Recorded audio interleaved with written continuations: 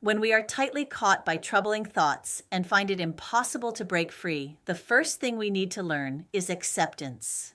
Acceptance can also be understood as recognition, first acknowledging that this thought has already arisen and that at this moment we are indeed caught by it. This is the first step. The second step is turning the mind. A mind that has not been trained will always grasp at something. Grasping itself is not the problem. The problem lies in what the mind is grasping. Many people who suffer from persistent distress are not unwilling to stop, but simply do not know how to stop. They keep grasping at unwholesome thoughts, one negative thought following another, layering and amplifying each other until they sink deeper and deeper into suffering. As I mentioned earlier, the habit of grasping is not something that can be changed all at once. For an untrained mind, it is very difficult, at the level of consciousness, to simply not grasp. Therefore, instead of forcing oneself not to grasp at all, it is more practical to learn how to grasp something else. In Buddhism, this is what is meant by turning the mind. In essence, it means redirecting the force that was originally grasping at distress towards something wholesome and constructive,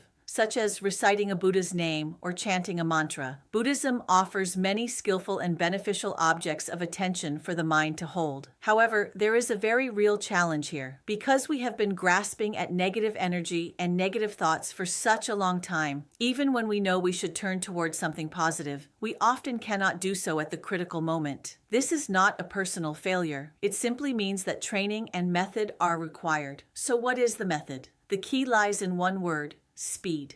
Negative thoughts arise extremely quickly. If the speed at which you turn toward wholesome attention is not fast enough, once the negative thought takes the lead and occupies the mind, you will find that although you understand the principles, you still cannot hold on to the right object. You know what to do, but it is already too late.